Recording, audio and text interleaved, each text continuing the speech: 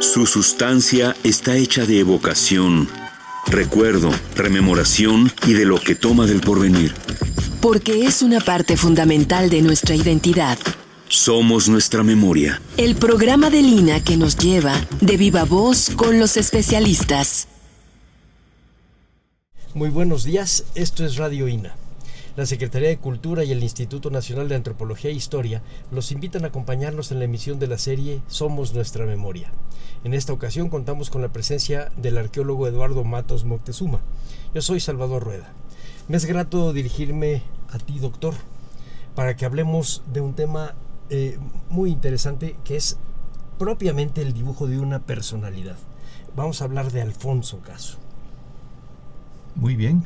No, bueno, yo pienso que, como lo has dicho, pues Alfonso Caso, yo hasta diría que marca toda una época dentro de la antropología mexicana. Entonces, desde esa perspectiva, analizar sus aportes, qué hizo, cómo se formó, qué perspectivas hubo a partir de que él en un momento dado, pues diríamos, con una palabra a lo mejor es un poco fuerte, pero que tuvo el control de la antropología mexicana en sus manos. Y fíjate que yo he leído algunas cosas de las que tú has escrito sobre Caso, algunas de las que él escribió, no todo, es enorme la obra de Caso. Simplemente lo que ha publicado el Colegio Nacional son pues casi una decena de libros. Es enorme la obra de Caso, pero yo siento que él es uno de los que han cambiado la mente, no solo del pensamiento antropológico, sino lo que pensamos los mexicanos de nosotros mismos en general. Perteneció a una generación muy interesante a la cual creo que no le hemos dado de repente subrayado el que sea en una generación. Por ejemplo, Alfonso Reyes nace en el 1889. Estamos hablando ya de la, digamos, de la segunda mitad de la gestión de don Porfirio Díaz, cuando nacen estas gentes. Reyes nace en 89. Caso nace en el 96. Sí. En el 95, unos meses antes de que Caso, nace Lázaro Cárdenas. O sea, son gente que en un momento dado la historia hace que se crucen sus caminos y nos cambian nuestra manera de ver México, nuestra manera de ver las cosas, nuestra manera de ver al otro. Nos dibujan al indio, nos dibujan al México del pasado reciente y nos hacen instituciones. Sí, no, fíjate que tienes razón. En realidad todos estos personajes que vemos que nacen todavía dentro del sistema anterior, ¿no? Dentro del porfiriato, digamos, ¿verdad? Cuando niños, en fin, de repente va a confluir todo esto a este momento de lo que se llama la Revolución Mexicana, sí. ¿no? Esta Revolución Mexicana es la que va a ser un detonante para que se vuelva a poner atención a lo que era el indígena, las clases populares, etcétera, que supuestamente habían sido negadas en cierta forma por el porfirismo. Entonces, esta revolución logra pues cambiar la mirada. Entonces, ¿pero quiénes van a hacer que cambie esa mirada? Pues estos personajes que tú estás mencionando, un Manuel Gamio, que en un momento dado con Pastor Roa crean la dirección de antropología, que va a implementar aspectos que hoy todavía se siguen viendo dentro de la Escuela Nacional de Antropología, como es de la unión de las diversas ramas antropológicas para aplicarlo al estudio del hombre, ¿verdad? Y poco después ya viene Alfonso Caso, pero aquí habría que hacer, digamos, un parteaguas. ¿Quién era el Alfonso Caso previo, verdad, a que hubiera en él o se despertara en él un interés, sobre todo en la arqueología, ¿no? Recordemos primero que él es graduado en leyes. Él se gradúa en leyes. Su hermano Antonio, que era el filósofo, le lleva bastantes años por delante, había jugado un papel importante también en determinados movimientos, etcétera. Pero fíjate que ahorita que hablabas de la convergencia en un momento dado entre estos personajes, ¿verdad? Fíjate que aquí hay una convergencia de otro tipo. Resulta que Caso, y en ese momento también se está dando Vicente Lombardo Toledano. Es verdad, sí. Y Vicente Lombardo Toledano tiene 2 hermanas, Isabel y María, entre otros, porque eran como 7 hermanos, no sé, de esas familias prolíficas, ¿no? Pero estas hermanas, una se va a casar con Alfonso Caso, que es María Lombardo, y la otra, Isabel, se va a casar con Pedro Enríquez Ureña, ¿no? Entonces se crea ahí, digamos, un triángulo. Admirados. Sí, otro de mis admirados, el dominicano Pedro Enríquez Ureña. Se va ahí a crear un triángulo, pues no amoroso, pero sí un triángulo en que están presentes estas 3 personalidades, ¿no? Vicente, de alguna manera, Vicente Lombardo, Alfonso Caso y Pedro Enríquez Ureña. Te lo comento porque en ese momento también se está dando aquello, ¿te acuerdas de los llamados 7 sabios? Sí. En los cuales formaban parte Alfonso Caso, Los 2 hermanos, Vicente sí. Lombardo, estaba Gómez Morín también, Antonio Castro Leal y otros más, ¿no? Bueno, entonces pues en un momento de efervescencia, con el triunfo, con el estallido más bien de la revolución, vienen también cambios, la gente ve posibilidades de fijarse más en ese aspecto agrario que había sido un tanto olvidado, en los aspectos obreros, o sea, se da paso a toda una serie de elementos y de personalidades que van en cierta forma a encabezar mucho de esto, ¿no? Surge un Carrillo Puerto, allá claro, con el Partido Socialista del Sureste, ¿no? En Yucatán, finalmente que digamos, traicionado descubre, por De la Huerta. Sí, por De la Huerta, y que descubre a los mayas antiguos en los mayas modernos, un poco lo que hace Gamio en otra dimensión, efectivamente. O sea, es una generación que va cubriendo, seguramente algunos de ellos lectores de Molina Enríquez, que es el que mete el asunto sociológico. Los grandes problemas nacionales, sí. Con su libro, que tienes razón, fíjate que mucho la influencia de Molina Enríquez a principios de siglo, con la publicación de los grandes problemas nacionales, va a repercutir en gentes como Pastor Roa, sí, que mencionábamos, sí. Por ejemplo. Y entonces Pastor Roa se va a encargar de el artículo 27 y el 123 constitucional en 17. Sí, ni más ni menos. Sí. O sea, imagínate de lo que estamos hablando, ¿no? Todos estos hombres que están convergiendo, pero sobre todo con esa visión social, ¿no? Y demás. Entonces, vemos allí cómo se empieza a dar esto, y el caso el caso Don Alfonso es el que va a tener un papel muy destacado un poco después, ya hacia 1927, 28, 29, ya con su tendencia hacia la antropología. Pero antes han ocurrido todos estos fenómenos, para ponerlos en contexto, ¿no? Y cómo Gamio era el que llevaba la batuta, por decir así, en ese aspecto social de mejoras que él logra aplicar en el valle en su estudio de la población del valle de Teotihuacán, ¿no? Curiosamente, quizá eso podríamos tratarlo un poquito más adelante, allí algo hay entre Manuel Gamio y Alfonso Caso, ¿no? Algo ocurre que no lo he podido dilucidar así a fondo cuál fue el problema. Los dos eran personalidades fuertes, quizá Caso más, era un hombre muy inteligente, era un personaje ya desde muy temprano que diríamos que se hacía sentir en donde estaba, ¿no? Forma parte de este grupo de los 7 sabios. Al rato también va a empezar a tener una serie de cargos con diferentes presidentes de la República, ¿verdad?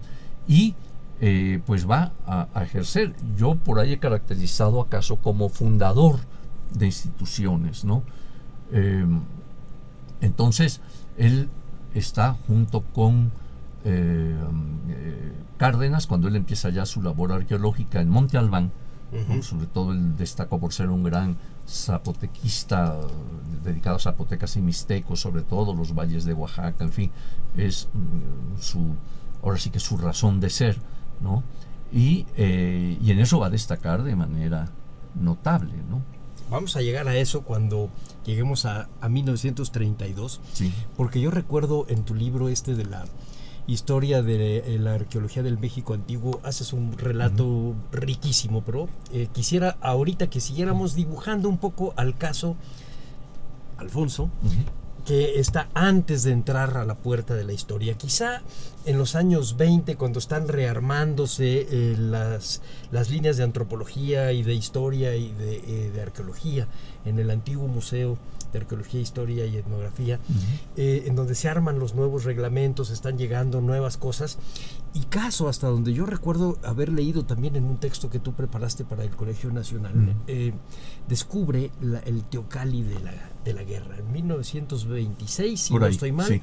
que le llamaba la piedra, así en general, pero que resulta que liga a uno de los elementos y a uno de los momentos para ti más importantes, que es la fundación de la arqueología en 1790, porque lo encuentra en el mismo lugar a donde se había encontrado la Piedra del Sol, donde se había encontrado la Coatlicue, Sí.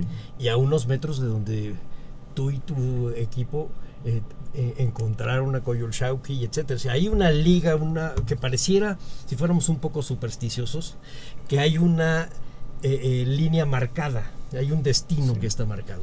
Y a mí me gustaría que encontráramos cuál es el secreto para abrir esta llave de la historia, que los hace diferentes a las personas como tú, de las personas como yo. Y entonces nos llama mucho la atención. Claro, es un umbral que parecieran unos pasos, pero son grandísimos pasos. Y entonces trataras de explicarnos cómo era este caso. Quizá no era muy humilde, pero sus trabajos empezaron siendo muy humildes. O sea, encontrar esta piedra 6 años antes de la tumba de Monte Albán, digo, platícanos un poquito. Sí, fíjate que en efecto, este llamado teocalli de la Guerra Sagrada, y para que nuestros oyentes sepan de qué estamos hablando, es una pieza fundamental en la Sala Mexica del Museo Nacional de Antropología. Efectivamente fue encontrada allá por 1926 en una torre, digamos, en una parte de Palacio Nacional, muy cerca del lugar que en la plaza se encontró, como tú decías, a la Coatlicue el 13 de agosto de 1790. Bueno, entonces Caso se da a la tarea de analizar esta piedra, ¿no? Diríamos que casi es uno de sus primeros estudios, ¿no?, sobre arqueología. Y él, pues claro, con la minuciosidad que se le conoce, en fin, empieza a ver esta piedra. Esta piedra, por cierto, tú te acuerdas que es la única, o por lo menos de las muy pocas, que tiene el escudo, lo que va a ser el escudo nacional en su parte posterior, ¿no? Imita, o sea, es la escultura de un templo, su escalinata al frente, su adoratorio, en donde se ve una piedra solar, por cierto, ¿verdad? Y a los lados están Huitzilopochtli y Moctezuma II, ¿no? Entonces, y luego está, digamos, labrada de una manera realmente magnífica, pero en su parte posterior tiene lo que es el águila parada sobre el nopal, en un medio acuático. Y por cierto que del pico del ave, del águila, no hay nada, no hay ni serpientes ni pájaros, como dice Durán. Es el Atlachinoli.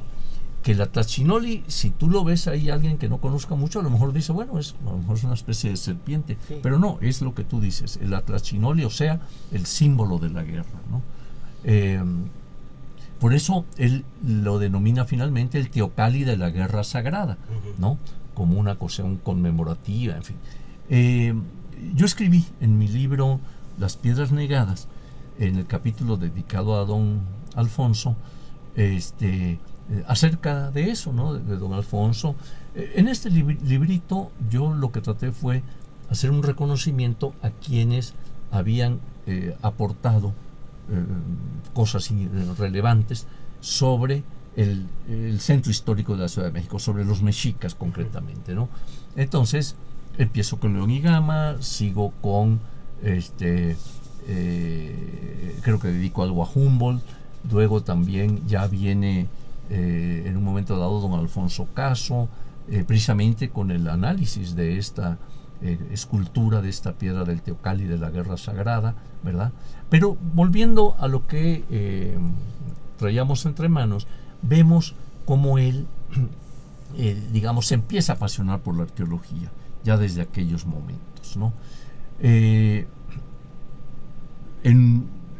Digamos, él con ese conocimiento amplio que va obteniendo, lee mucho, es un lector apasionado, en fin, va inclinándose cada vez más hacia ese México antiguo, ¿no? Y vamos a ver entonces al caso arqueólogo, ¿no? Porque después, más tarde, también se va a convertir en el caso estudioso de códices, claro, en los que también dio aportes significativos. Sí, claro. Los que publicó en la Sociedad Mexicana de Antropólogos, que es esos son tres códices maravillosos, el Bolle y el Selden. El Selden, sí.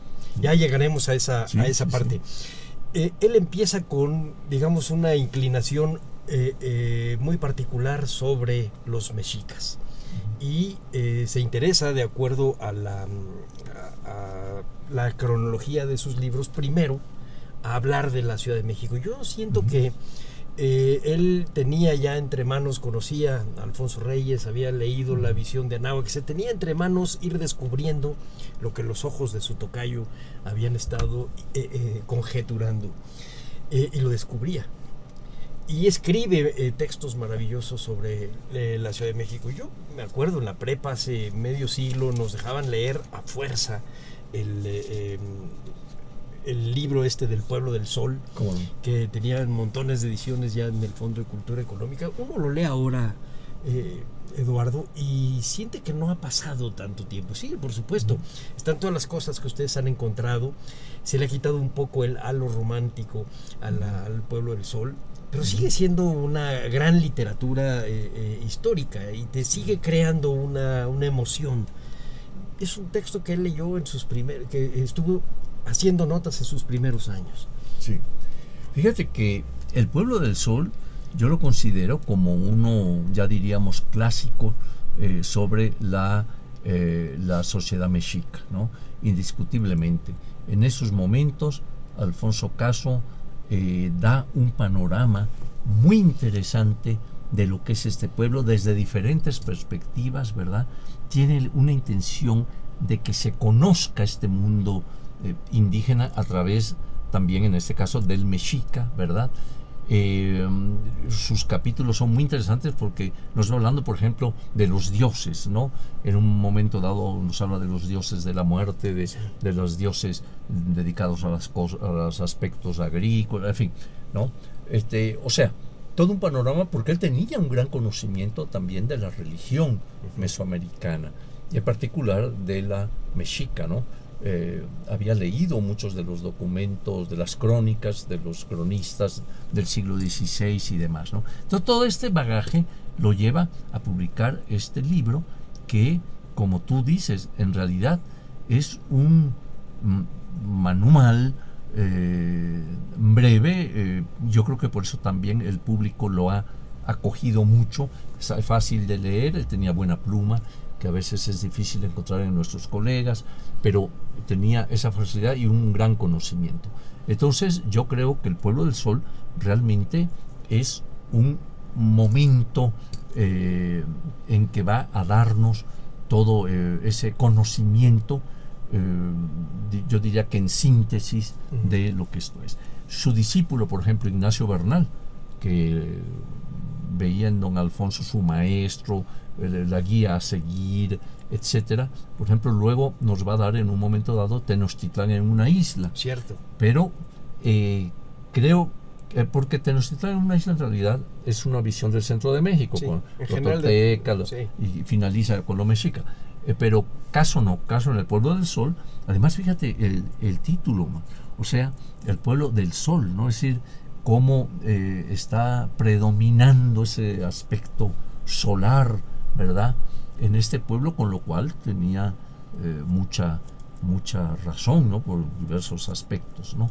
Entonces yo creo que hay libros que en un momento dado juegan un papel importante, ¿no? No, claro, nos crean una idea de mundo. ¿Sí? Yo pienso, por ejemplo, que tanto la visión de Anáhuac como el pueblo del sol los tuvo en su mano derecha y en su mano izquierda Diego Rivera para pintar los murales que están en Palacio Nacional. Es claramente una interpretación de esos dos textos. Sin lugar Y a esa, dudas. cuando nosotros vamos, la gente común y corriente, lo que tenemos es la imagen de ese México a través de los murales de Diego Rivera, que a su vez están traduciendo en literatura y arqueología. Sí, fíjate qué importante. Ahorita tocas un punto que es de una relevancia enorme, es decir, cómo ese muralismo que en un momento dado irrumpe, alcanza los muros de ciertas áreas públicas y demás, en cierta forma nos están dando la historia, ¿no? Ese mural de Diego en la escalera de Palacio Nacional, ¿no?, con los tres momentos, el México, diríamos, prehispánico del lado derecho, el momento de la conquista, el momento central de la Revolución Mexicana y el momento que tiende hacia el futuro, ¿no?, a través de toda una serie de posiciones y demás. Pues es, diríamos, que una lección, un compendio de la historia convertida en mural, ¿no?, o transformada en mural, ¿no? Entonces yo sí creo y coincido contigo en el sentido de que evidentemente Diego conocía, ¿verdad? Y no dudo que, como tú bien dijiste, en sus manos estuvieran estos dos libros. Visión de Anáhuac, que es, fíjate que yo he citado mucho lo que dice Alfonso Reyes en su Visión de Anáhuac, ¿no?, cuando se refiere a que dice algo que de traspuestos los volcanes, estos hombres vivieron llenos de sudor y lágrimas, y tiene un término maravilloso para Moctezuma, lo llama y Moctezuma el doliente, ¿no? Entonces es fantástico, yo cito esa partecita mucho porque creo que logró también al Reyes captar esto, ¿no? Y Alfonso Caso va, digamos, a continuar el encuentro de los materiales, de los objetos que este pueblo hizo. Entonces, a través del Teocalli de la Guerra Sagrada, a través del Pueblo del Sol, que ya es un compendio de la historia mexica, ¿verdad?, nos va a ir dando también ese panorama, que eran lecturas obligadas, ¿no?, en las escuelas, ¿verdad?, leer a Alfonso Caso en su Pueblo del Sol, ¿no? Y ahorita que decías del muralismo y del Teocalli, Diego Rivera reproduce en el Teatro de los Insurgentes el águila que está en el Teocalli, se encontró en 1926 Caso. Sí, ahí está, ¿verdad? Sí, con una interpretación muy particular, pero es ese. Sí. Con Cantinflas. Está con Cantinflas, sí, efectivamente. Repartiendo el dinero. Y Zapata del otro lado, sí, que está lloviendo sangre y agua. Sí. Bueno. El otro amor de Caso es Oaxaca. Sí. Platícanos cómo llega a Monte Albán, qué es lo que pasa. Un poquito me gusta imaginar la sorpresa de Caso cuando abre lo que conocemos como la tumba 7 y encuentra lo que encuentra. Que nadie se lo esperaba. Sí. No hay una sola fuente que te diga que eso va a estar ahí. Exacto, ¿no? Bueno, él sí, efectivamente se empieza a apasionar por Oaxaca. Esto va a ocurrir a principios de los años 30, ¿verdad?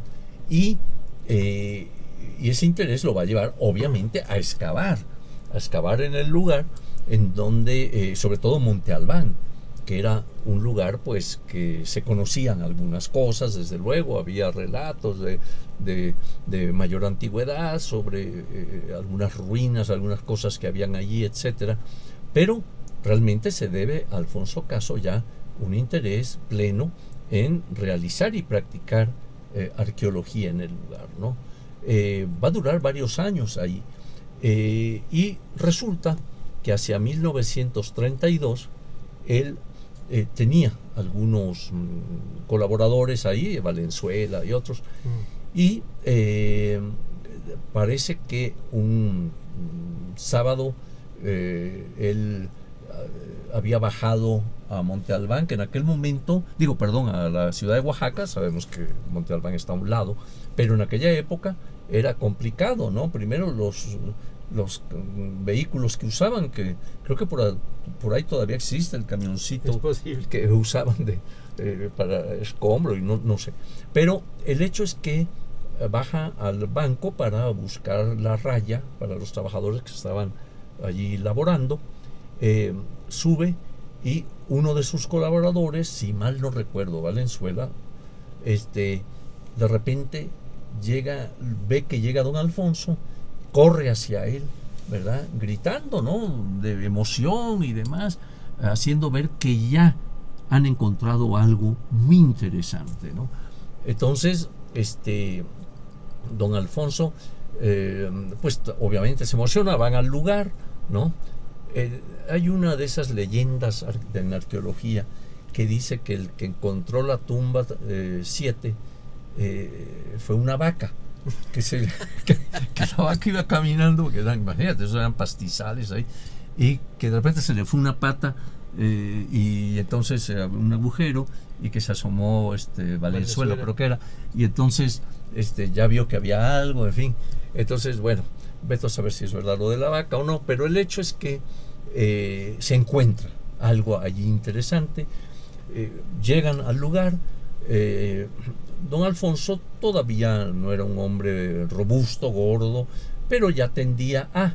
Entonces había un agujero, él no cabía por el agujero, entonces le pide al otro que se meta a ver qué hay. Finalmente, cuando dicen, no, es que hay cosas, entonces ya él accede, se mete, ¿no? Y logra ver aquello. ¿Pero qué es lo que ve? ¿La urna que está arriba? Él entra, ¿verdad? Digamos, por uno de los lados de la tumba, y llega a ver la cámara.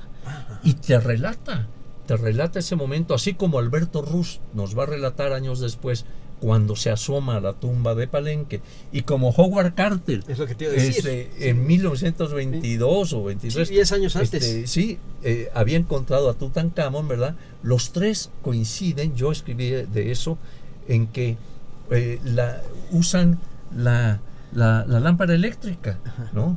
Entonces se asoman por un agujerito, Howard Carter, y dice que ven cosas maravillosas, ¿verdad? Que están refulgiendo allá adentro, ¿verdad? En el caso de Caso, pues resulta igual, ¿no? Entonces alumbra y ve que hay cosas que refulgen, en fin. Y otro tanto va a pasar con Alberto Ruz en la tumba de Palenque, lo cual digo yo que pues en el caso de acá, pues el INAH debería rendirle un homenaje a las lámparas eléctricas, porque han ayudado en ese caso mucho a la arqueología. Pero bueno, el hecho es que Alfonso Caso pues ve que ahí están estos elementos, entonces ya se preparan, van a entrar. Aquí quiero hacer un paréntesis. Fíjate que él, como vemos, pues no se había formado como arqueólogo porque no había dónde formarse, ¿no? Él era abogado, en fin, pues hombre de letras, pero no tenían una práctica, una técnica depurada de arqueología, ¿no? Entonces, algo que se le ha achacado es que, por ejemplo, hay una foto muy conocida en que está él ya adentro de la tumba, que no era muy amplia, ¿verdad? Y está María Lombardo, su esposa, excavando. Bueno, si yo meto a mi esposa a excavar sin que sea arqueóloga, pues el Consejo de Arqueología me va a correr, ¿verdad? Pero por supuesto, yo te los echo encima. Sí, no, sí. Entonces, y ahí ves a a María, que está excavando, ¿verdad? En fin. Total, que es el gran hallazgo. Alfonso Caso lo califica, que es el gran hallazgo de América. Y yo creo que sí. ¿No? Y lo es. En ese momento, imagínate, 1932, ¿qué otras cosas habían ocurrido en el continente americano, verdad? Muchas, sin lugar a dudas, pero de ese calibre, de encontrar todo aquel material que luego él va a publicar como el Tesoro de Monte Albán, aquí en el INAH, ¿no? Entonces, pero no solo es el oro por sí, las grandes piezas de oro, las piezas de alabastro, en fin, aquel cráneo con las incrustaciones de mosaicos, ¿no? No es solo eso, sino es toda la tecnología que se está viendo, claro, que el mixteco aplicó en estas piezas, ¿verdad? Que realmente son esplendorosas, ¿no? Es decir, toda esa tecnología, la filigrana, en fin, que realmente es notable, ¿no? Entonces él se da cuenta, lo capta perfectamente y esa es la entrada a la historia. Ese es el momento en que él entra en la historia. Sí, fíjate que desde el punto de vista del arqueólogo es el momento que da el gran paso en ese sentido, ¿no? Porque se percata el hombre inteligente, ¿verdad?, de la riqueza, no solo material que tiene en sus manos, sino también tecnológica, ¿no? Y entonces, claro que también hubo, diríamos, algunas fallas. Sí se hace el plano, en fin, quien estudia el aspecto de los restos óseos es, si mal no recuerdo, Rubín de la Borbolla, en fin, pero el hecho es que va a tardar mucho en publicar los resultados.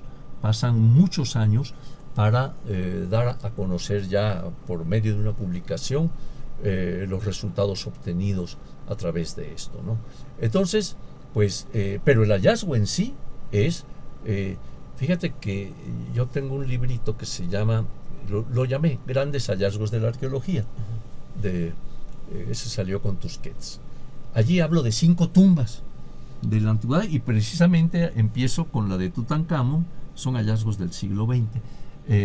La de Tutankamón en 22-23 con Howard Carter, la de la tumba china, ¿no?, del emperador Qin Shi Huangdi con las 8000 figuras, sí, ¿no?, todo esto, cómo se encontró y demás, que esa ya es más tardía, hacia 70 y en la década de los 70, pero ya luego vengo a México donde pongo 3.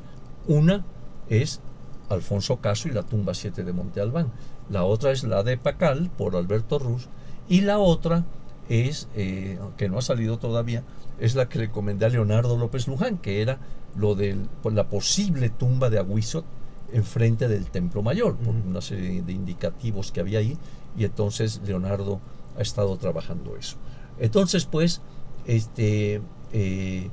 pero a lo que iba es que sí es un detonante en un momento dado. Bueno, tú sabes que hay una anécdota, siguiendo con anécdotas, muy interesante, y yo traigo la foto por ahí en este libro de la historia de la arqueología, en que está Cárdenas, va a visitar los trabajos de don Alfonso en Monte Albán. Entonces don Alfonso está vestido a la antigua usanza de los arqueólogos, bota alta, ¿verdad?, pantalón ancho, su Sarakov para el calor, ¿no? Y entonces le muestra una urna funeraria zapoteca, que como sabemos estas urnas pues tienen allí una forma muy peculiar, ¿no? ¿Esto qué año sería? ¿Ya Cárdenas era esto presidente? Ya, sí, o sea que debe haber sido, ¿qué? 36, por ahí. Pues después de 36, digamos, sí, en 36, sí, seguramente. Lo que pensaba yo era, yo recuerdo que el Tesoro de Monte Albán, muy poco tiempo después se va a una exhibición a los Estados Unidos, y luego regresa varios meses después. Entonces, como que para ir madurando la importancia de esto, primero fue el boom y después fue cómo se pasa del boom de una tumba, que eso era lo que Carnarvon y Carter habían hecho con Tutankamón.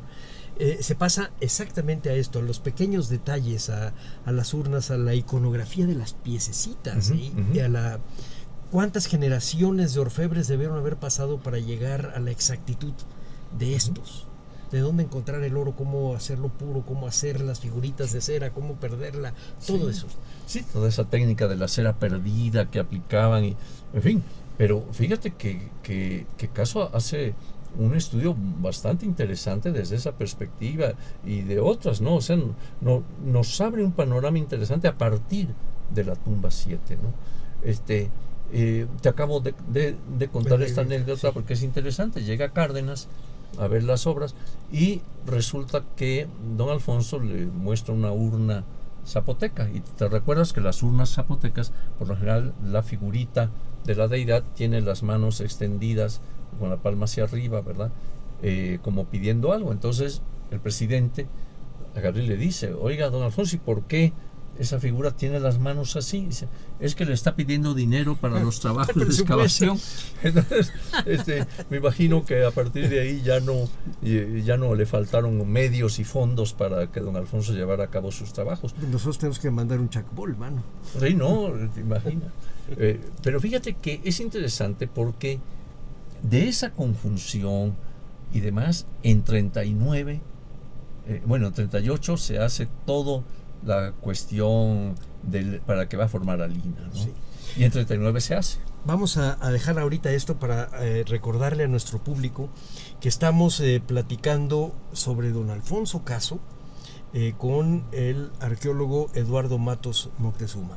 Entremos entonces al crucial año del 39. Antes de eso te quería yo platicar también a manera de anécdota, y que se relaciona con una tumba encontrada algunos años después o inventada algunos años después, porque cuando Caso empieza a hacer el análisis de las figuras de las piezas de oro que están en la tumba 7, encuentra un Cuauhtémoc, es decir, un águila que está descendiendo, que trae una mariposa en el pico.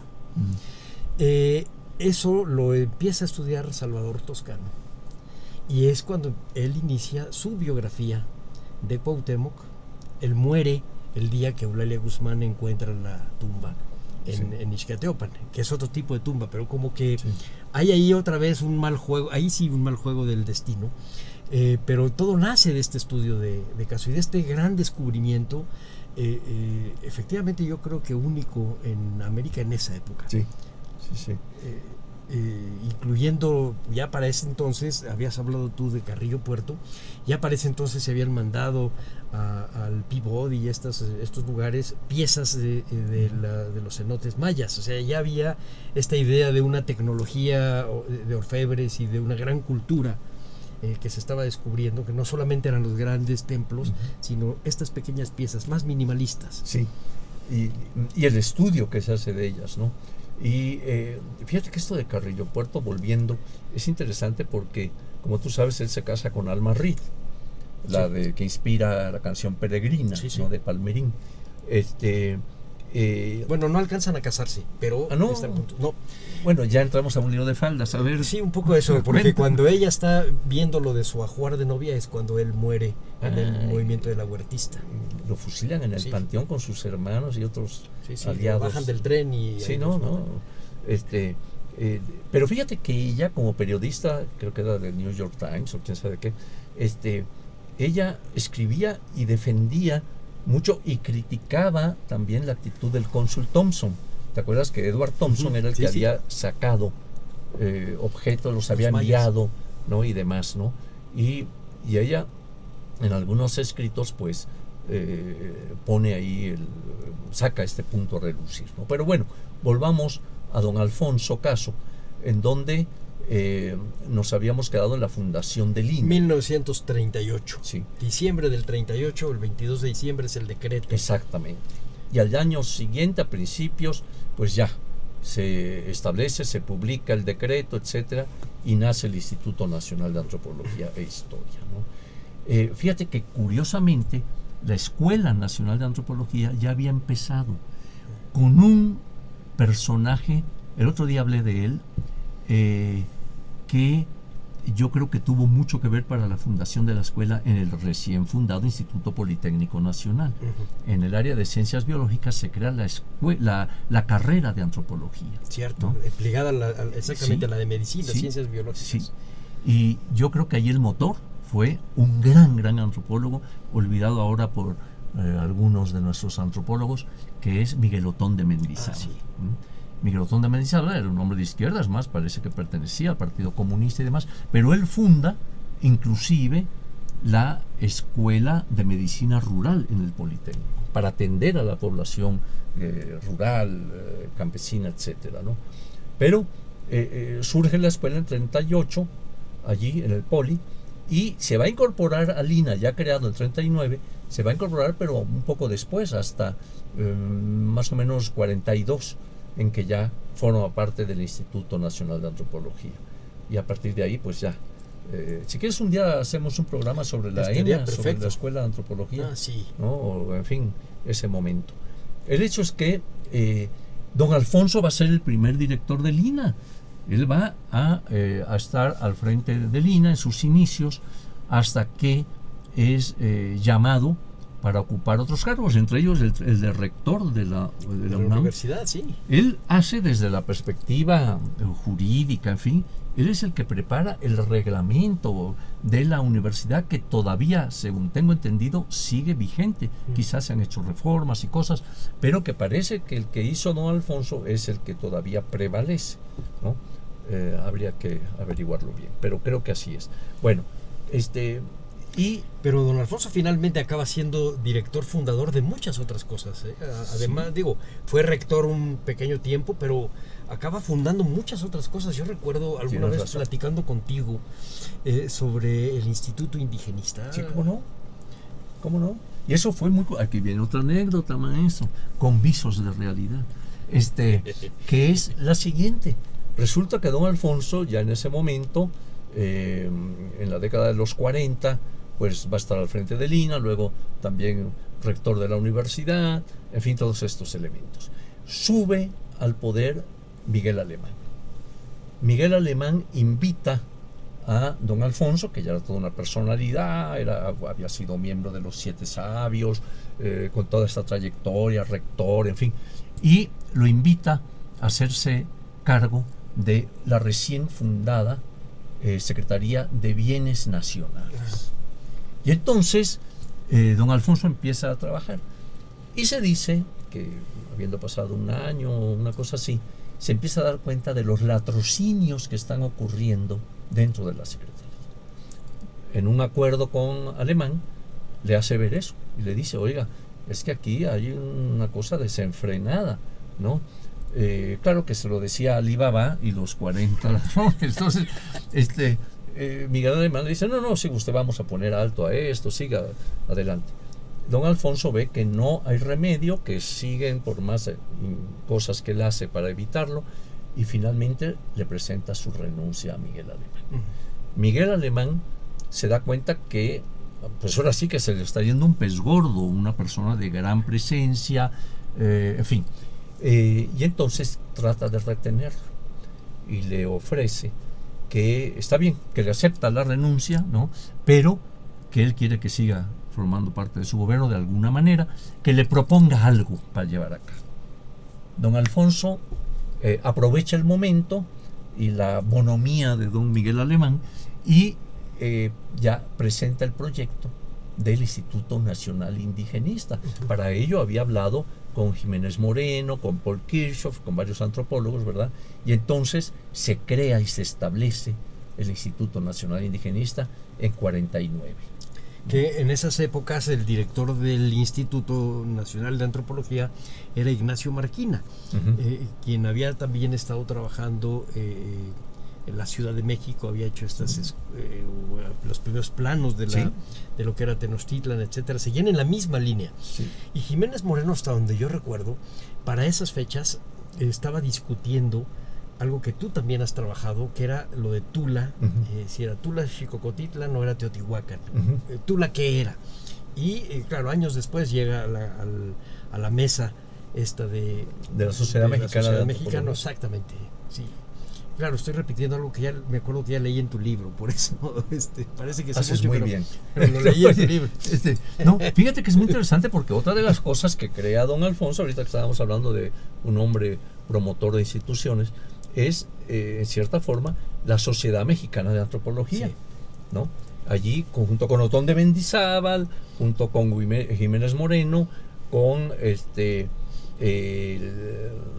historiador, bueno, ahora me llega el nombre, con Rubín de la Borbolla, etcétera, en 37, si mal no recuerdo, crean esta sociedad, ¿verdad?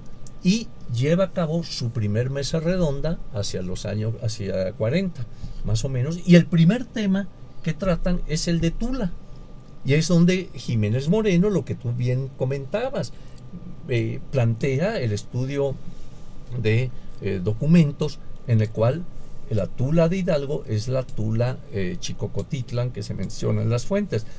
Esto apoyado por las excavaciones que iniciaban también de Jorge Acosta en el lugar, ¿no? Entonces, digamos que se confluyen esos elementos, ¿no? Me decía aquí ahorita en la cabina algo que nos estaba faltando, que puede ser muy interesante. Pareciera que los caminos intelectuales, los recorridos intelectuales son casi pavimentados, y no es cierto. Está lleno de baches, está lleno de discusiones, de curvas, de callejones sin salida. Tú platicabas hace un rato de la pugna entre Gamio y Caso. Yo recuerdo haber leído también por ahí a Metzil Roche el de Caso con Ramón Mena. Sí, cómo no. Platícanos un poquito en qué consisten estas discusiones, porque finalmente acababan convirtiéndose también en un asunto político, porque funcionaba o no funcionaba una dirección. Sí, no, sí, fíjate que, bueno, como siempre ocurre en muchas disciplinas y demás, pues claro, había también confrontación, en muchos casos académica, ¿no? Divergencia de opiniones y demás, ¿no? Lo de Mena, que se basaba en unos estudios de unas piezas posiblemente falsas y que no sé qué. Pero el hecho es que yo te comentaba cómo yo noto un distanciamiento hasta cierto punto entre Gamio y Caso. Gamio, digamos, pionero, antecesor, con su gran programa de la población del Valle de Teotihuacán. Caso, que ya en las décadas de los 30 empieza a tener una presencia definitiva, que se va a coronar siendo ya director de Lina más adelante, y que crea también el Instituto Nacional Indigenista, ¿no? Entonces, sin embargo, ya en esas instancias, Gamio ya no está jugando un papel determinante, ¿no? O sea, digamos, hasta donde yo he podido ver, no hay agresiones entre ellos, pero hay como una separación. Caso es el que ya va a imperar, va a tener el dominio, por llamarlo así, de la antropología en México, y Manuel Gamio ya pasa a un diríamos segundo término, aunque él nunca dejó de escribir, siempre lo hizo, siempre estuvo interesado en los problemas sociales. Acuérdate que hay un Gamio arqueólogo que se transforma después en un Gamio indigenista, y hay un Alfonso Caso arqueólogo que después se va a transformar también en un Alfonso Caso historiador de fuentes como los códices, sí, ¿no? De etnohistoriador, diríamos en el INA, ¿no? Sí, este nombre que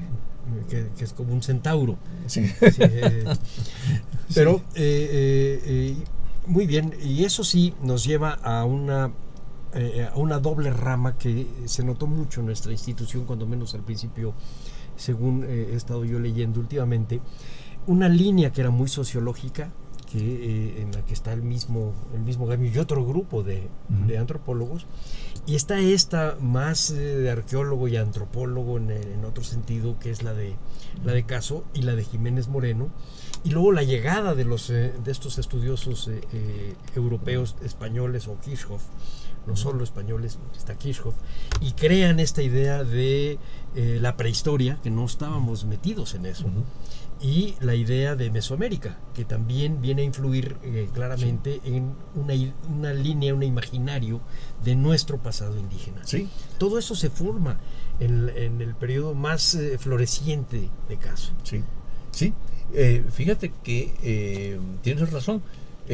Digamos, la llegada a raíz de el detonante del fascismo, de estas posiciones, digamos, el nazismo y todo esto, va a crear problemas, y la guerra civil española, también apoyada por Alemania, ¿verdad? Y por Italia, va a traer como resultado que mucha gente venga hacia acá, para fortuna de México, porque venían gentes de gran valor en los diferentes campos, ¿no? En filosofía un Luis Villoro, o un Eduardo Nicolo, o en fin. Y en antropología, pues venía en arqueología concretamente venía un Pedro Armillas, por ejemplo, valiosísimo, un José Luis Lorenzo, y un Pedro Bosch Gimpera, ¿no? Que había sido rector de la Universidad en Cataluña, ¿no? Y ya dentro del ámbito de la antropología física venía Santiago, bueno, muy jovencitos, Genovés, que ya se forma aquí, Juan Comas, ¿no? Claro. En la historia y demás, Pedro Carrasco, Ángel Palermo, en fin, es una pléyade de gentes que van a dar pie a toda una posición, ¿no? En cierta forma, ¿no? Dentro del ámbito de estos aspectos, ¿no? De estas ramas, ¿no? Entonces, esto va a ser valiosísimo y corresponde, sí, a ese momento que está el INAH, en donde absorbe a varios de ellos, la UNAM absorbe a otros, ¿verdad? Pero se va a manifestar todos sus estudios. Kirchhoff, en 1943, va a establecer precisamente ese concepto de Mesoamérica, ¿no? Algunos de los antecedentes de lo que será Mesoamérica, sin llamarla así, los da Miguel Otón de Mendizábal. Otón de Mendizábal ya está estudiando y te hace una distribución, ¿verdad? No solo lingüística, porque tiene también un plano lingüístico, ¿verdad? Pero te hace una distribución de los pueblos y ves claramente cómo te está hablando de lo que va a conformar esa presencia de lo que será esa llamada Mesoamérica. Por Kirchhoff finalmente establece los 42 o 43 rasgos mesoamericanos, en los cuales no menciona algunos que yo considero que eran fundamentales, y es cómo estas sociedades que él está analizando y que les va a aplicar en esa área de Mesoamérica, es donde se está dando la civilización, es decir, el término bien entendido, no es que haya, pues, sino grupos ya con ciudades, con una cultura mucho más compleja, más, ¿no? Estratificada. Exactamente, ¿no? Entonces, pero él no menciona para nada, por ejemplo, la presencia del Estado, ya que surge también, por llamarlo así, ¿no? Es decir, una organización sociopolítica que va a tener el control de las grandes ciudades, llámese Teotihuacán, Monte Albán, Zona Maya, en fin, sin embargo esto él no lo menciona, ¿no? Más bien se va a eso, como él lo dice, al rasgo, ¿no? Al rasgo cultural, sí. Ve elementos, que sí, el juego de pelota aquí, que sí, cosas mucho más concretas, sí. Pero el paso está dado, ¿no? Inclusive él hace para Mesoamérica rasgos como las chinampas, que en realidad nada más están en un sector de la gran Mesoamérica, pero eso, en fin, al fin y al cabo son detalles. En realidad es que ya está definiendo más lo que eran estos grupos grupos más nómadas hacia el norte, en fin. Entonces, eso que ocurre en 43 también va a tener una repercusión importante, ¿no? No, sí, pero muy importante, porque finalmente la idea de Mesoamérica es parte de tu vocabulario. Sí, es ya normal. Normal, no necesita ya una definición, ya existe en tu imaginario. Así es. Sí. Vamos a regresar un poco a Caso. ¿Qué hace él en el Instituto Indigenista? Bueno, había esta idea que, siguiendo un poco esas pautas que habían marcado también Manuel Gamio, él crea esta institución para favorecer al indígena, ¿no? Entonces se empieza a poner atención en las problemáticas indígenas. Ya estamos en los años 50, ¿verdad? Ver problemas agrarios que había dentro de, digamos, de las tierras, de los bosques que eran despojados por empresas, por una serie de cosas, algo de lo que ocurre hoy, Sí, también no. por ahí. Y tratar de darles alguna solución, ¿no? Por allí andan algunos antropólogos también, como Julio de la Fuente y otros, que están interesados en esa problemática indígena, ¿no? Recordemos que la revolución había partido mucho de la cuestión agraria, del campesino en general, indígena o no, pero que abarcaba al indígena.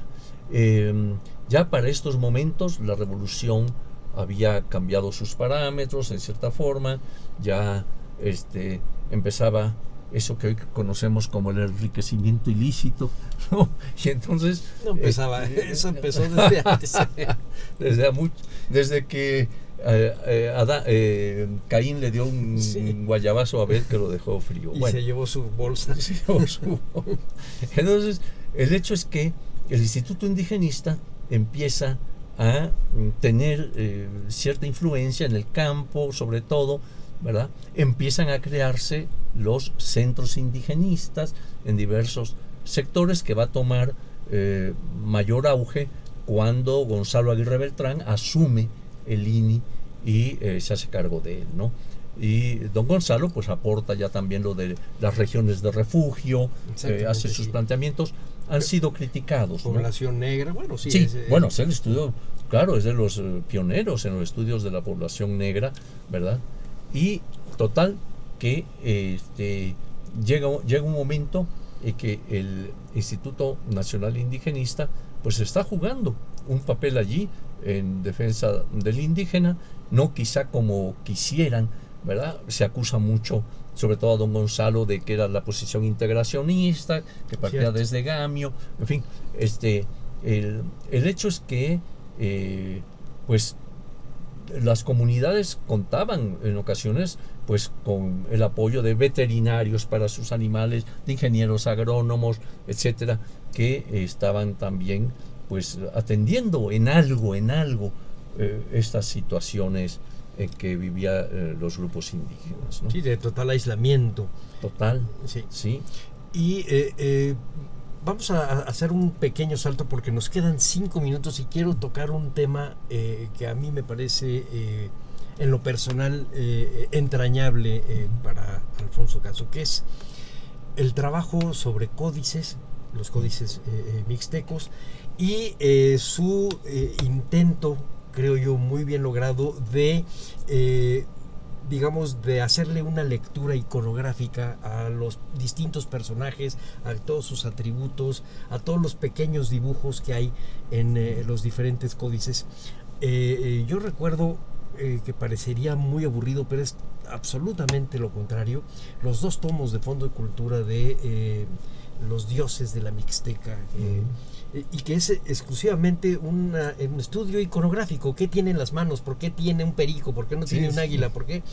Y decía yo de no historia, porque recuerdo en su libro su libro del Códice Selden, cómo llega hasta 1550 o 1570. ¿Cómo no? Se va sí. más allá del mundo prehispánico, Sí. porque el códice llega a eso también, ¿no? Entonces sí, esto es muy, muy interesante, ¿no? Esta faceta de Alfonso Caso va a ser muy, muy importante, como tú mencionas, por varias razones.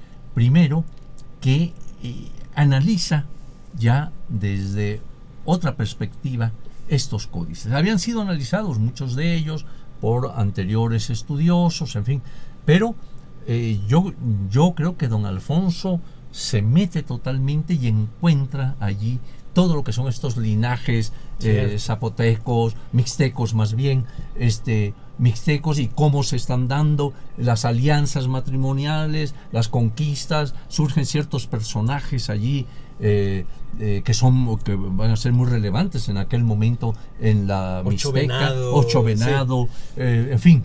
Entonces hace realmente una lectura de lo que son estas imágenes, las va correlacionando, va viendo, va sacando el dato histórico, ¿no?, de aquellos elementos pictográficos. Entonces, esto se va pues a reflejar en la producción analítica que él hace de varios de estos documentos, y que tú recordabas al principio cómo son publicados, por lo menos 2, 3 de ellos, por la Sociedad Mexicana de Antropología, de una manera además muy buena, ¿verdad? Con los colores, en unas cajas de madera muy presentables, ¿no? Recuerdo el Selden, el Bodley, ¿no? Yo fui secretario de la Sociedad Mexicana de Antropología, y pues queríamos continuar con más códices, ¿verdad? Pero sí eran carísimos. Sí. O sea, imagínate, todo era color, todo en la siguen forma siendo de un tesoro ahora, ¿no? Siguen siendo un tesoro, que sí, yo ya no pude conservarlos porque cambiaba de casa, y entonces lo primero que me decomisaban era la biblioteca. Entonces, creo que yo conozco esa historia, vamos a saltárnosla. Sí, dejémosla a un lado. A mí me encantaría algún día, vamos a proponérselo a Gabriela Marentes de Radio, un diálogo entre tú y Baltasar Brito sobre estos códices y sobre la bóveda. Yo creo que debe ser miel. Sí. Platícanos ahora, para terminar, en los últimos años de don Alfonso. ¿Qué está haciendo? Él sigue trabajando. Bueno, él continuó al frente del Indigenista, o sea, prácticamente desde que se funda, ¿verdad? En 49 hasta sus últimos días. Él va a morir en 70, ¿no? Ya un Alfonso Caso grande, pero que ya estaba revestido. Hay un pasaje en que pues ahora sí que tuvimos que enfrentar a don Alfonso, ¿no? Que fue el proyecto Cholula, cuando Miguel Meshmacher, que era arqueólogo y arquitecto, el doctor Dávalos, director del INA, le encomienda un gran proyecto allá. Miguel Meshmacher nos llama a Barrios, a Ricardo Ferré, a mí, en fin, a Margarita Nolasco, a Daniel Cassés, lingüista, para que hagamos un proyecto en el cual yo tenía mucho interés, que era volver a la idea de Gamio de hacer un proyecto regional, como lo había hecho en Teotihuacán, nada más que acompañado de lo que la teoría y la práctica, ya para ese momento de los años 70, había avanzado. Un poco antes, ¿no? En 68, por ahí. Entonces, creamos el proyecto, empezamos a trabajarlo integralmente, llevamos inclusive veterinarios al área, en fin, analizando el momento prehispánico, el colonial y el moderno, como lo había hecho Manuel Gamio. Y esto no le pareció a don Alfonso, lo que siempre me ha provocado esa idea de que no quería saber nada de lo que había hecho don Manuel Gamio. Entonces forma una comisión que va a ver qué está ocurriendo ahí, ¿verdad? Porque para él eso no era arqueología, ¿no? Que se estaba ahí pues despilfarrando el dinero, había antropólogos sociales, lingüistas, en fin, que no era por ahí el asunto. Y van una comisión formada por Caso, por su discípulo, que era Ignacio Bernal, muy aventajado, Jorge Acosta, que era de la vieja guardia, y cosa curiosa, José Luis Lorenzo, que ese sí era una persona con una nueva visión, lo cual nos extrañó mucho que él también estuviera allí, ¿no? Entonces había alguien más, pero fueron, y resultado final, desaparece el proyecto, ¿no? El proyecto viene a menos y pasa a manos de los arqueólogos tradicionales. Entonces ya nada más con la arqueología, ya sin las otras ramas de la antropología, ¿verdad? Y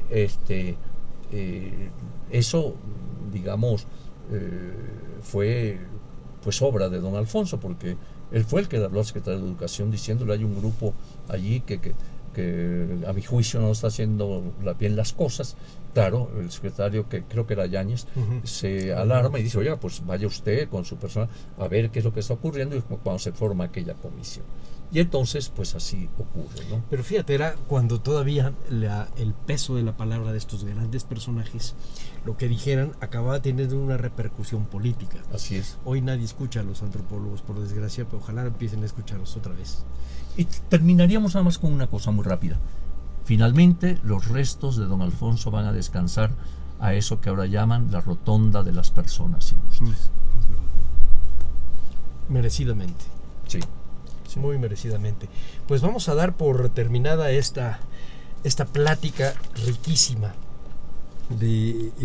muy rápida por desgracia, de rasgos biográficos, pues digamos muy superficiales, pero que pueden encontrar en tus libros, casi todos los libros que has escrito de historia de la arqueología. La historia de la arqueología del México antiguo, que son 2 tomos del Colegio Nacional, un tomo grande con imágenes más buenas, mejor digamos editorialmente más fino, el del INA, y algunos otros como este de las piedras negadas, que también es del Colegio Nacional, si no estoy mal. Fíjate que el de las piedras negadas es de Conaculta. Conaculta, es verdad. Y bueno, eso se lo dejamos al público que tenga el interés de acercarse a lo que tú dices de Caso, y después que se acerquen a lo que Caso escribió, que todavía se encuentra en librerías, buena parte de su obra. Pues no me queda más que darte las gracias, Eduardo, a nombre de Radio INA, y doy por terminada esta emisión, que fue posible gracias a tu generosa participación. Gracias a nuestros escuchas por su atención. Les sugerimos consultar más de nuestra producción a través de www.radioina.gov.mx. En la realización, la Dirección de Medios de Comunicación a través de la Subdirección de Radio INA, con Gabriela Marentes al frente.